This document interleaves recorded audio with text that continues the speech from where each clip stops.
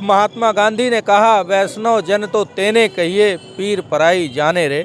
तो जो दूसरे की पीड़ा को समझता है वो है देश की असली आत्मा। आज़ादी के दिन दरिंदों की आज़ादी हो गई, दरिंदों को आज़ाद किया गया। जब हमारे समाज में इस भाजपा ने हिंदू मुस्लिम का जहर फैलाया तो दो तबका बना दिया, एक हिंदू दूसरा मुस्लिम, और उसी के तहत वो घृणित मानसिकता के लोग ही थे जिन्होंने उनको महिमा मंडित किया, सम्मानित किया। लेकिन उनको उस दरिंदगी का दर्द तब पता चलेगा जब उनके घर के किसी बहन बेटी के साथ ऐसी दरिंदगी होगी। साथियों नमस्कार, मैं हूं रजनीश और आप देख रहे हैं आदेश दर्पण। इस वक्त हम उत्तर प्रदेश के वाराणसी में हैं, वही वाराणसी जो देश के प्रधानमंत्री नरेंद्र मोदी जी का संसदीय क्षेत्र है। इस देश की सबसे बड़ी खबर पर आज हम चर्चा करने के लिए मोदी जी के बनारस में पहुंच गए हैं। और खबर यह है कि बिल्किस बानो जो 2002 के दंगे में जिस महिला के साथ इस कदर की दरिंदगी हुई थी कि उसमें 11 लोगों को आरोपी साबित करते हुए 11 लोगों को जेल हो गई थी। उसके बाद गुजरात सरकार के जो है अपील पर गुजरात हाई कोर्ट ने उनको 15 अगस्त 2022 को रिहा कर दिया था।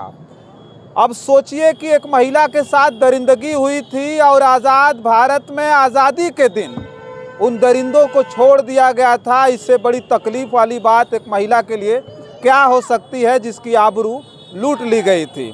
लेकिन हम बनारस में आए हैं और बनारस में जानेंगे कि आखिर उतना बड़ा जो फैसला सुप्रीम कोर्ट का आया है जो भारतीय जनता पार्टी को झटका देने वाला है, क्योंकि बिल्किस बानो के जो आरोपी थे उनको जब रिहा हुए थे, जब जेल से निकले थे, तो तमाम भारतीय जनता पार्टी के समर्थकों और नेताओं ने फूल माला पहनाया और मिठाई तक बांटी थी। उस पर चर्चा करने के लिए कांग्रेस पार्टी के प्रवक्ता हैं वैभव त्रिपाठी जी, बहुत बहुत स्वागत है आपका। क्या कहेंगे?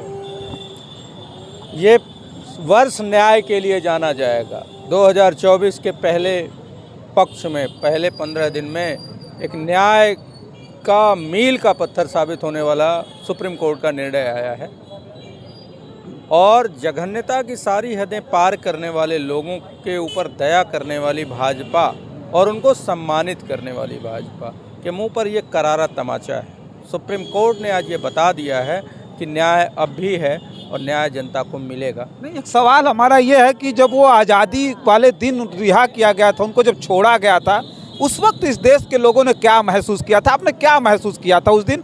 और उस महिला के दिल पर क्या गुजरी होगी जिनके आरोपियों को, दरिंदों को छोड़ दिया गया था? देखिए, ये बहुत दुखद था और जो भी मानवता के दृष्टिगत सोचता विचारता है, अपना विचार रखता है, उसके लिए बहुत आघात करने वाला फैसला था कि आज़ादी के दिन दरिंदों की आज़ादी हो गई, दरिंदों को आज़ाद किया गया। और आज जो फैसला हुआ है वो उन लोगों को खुशी देने वाला है और आत्मसंतुष्टि देने वाला है कि कम से कम सुप्रीम कोर्ट ने पुनः न्याय किया और उनको जेल भेजने के लिए आदेश दिया और साथ ही बलात्कारियों को बचाने वाली भारतीय जनता पार्टी की गुजरात सरकार को लताड़ लगाई है।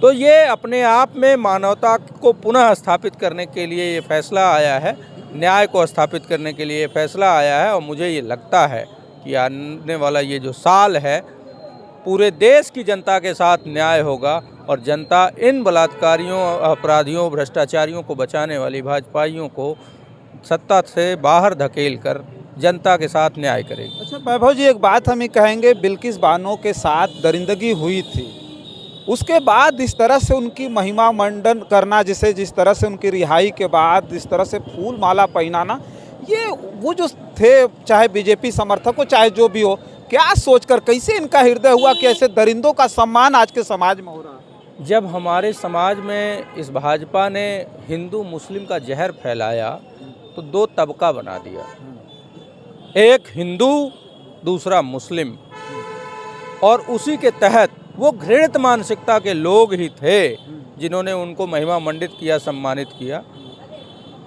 लेकिन उससे इतर एक तबका ऐसा आज भी है जो कि इस दरिंदगी की निंदा करता है, इसके खिलाफ है जो आज प्रसन्न है कि नहीं न्याय हुआ, वो ये नहीं सोचता कि वो बलात्कार की पीड़िता महिला जो है वो हिंदू है कि मुस्लिम है कि जैनी है, पारसी है, क्या है, वो नहीं सोचता। वो ये मानता है कि अगर वो बेटी मेरे घर की होती तो मेरे ऊपर क्या बीतती।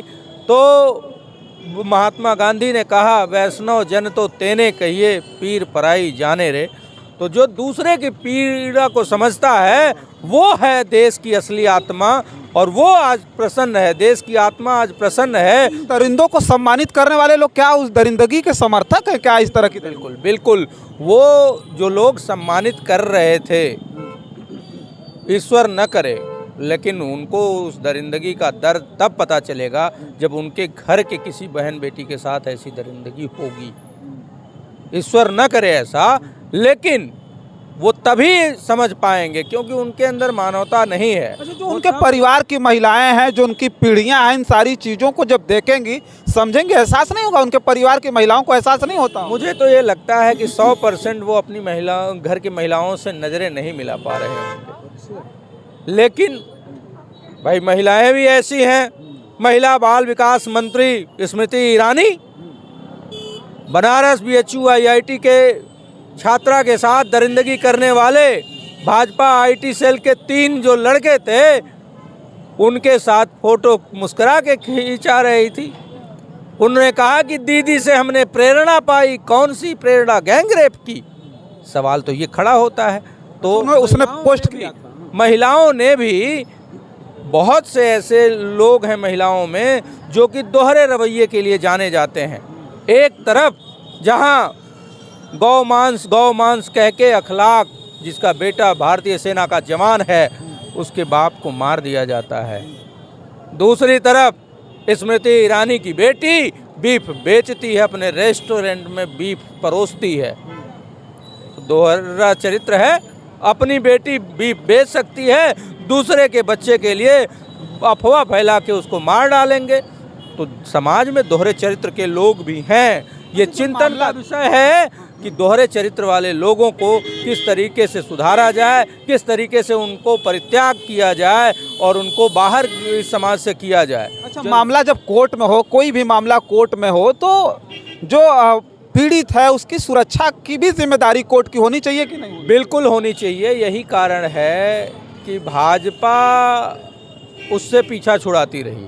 कोर्ट की जिम्मेदारी होती, वही हम सवाल करना चाहते थे। जब कोर्ट की जिम्मेदारी, सुनिए ना, कोर्ट की जब जिम्मेदारी होनी चाहिए, जब कोर्ट में अपील की 2004 में CBI ने जब चार्जशीट दाखिल की, उसके बाद बताया जाता है कि 2 साल के अंदर 2 दर्जन से ज़्यादा बिल्किस बानो को अपना ठिकाना बदलना पड़ा था। उनके ऊपर इतना ज़्यादा, मतलब हमले की फिराक में थे लोग, उन पे हमला होना था, तमाम चीज़ें थी। डर के मारे कई जगह उन्होंने ठिकाना बदला, घर बदला।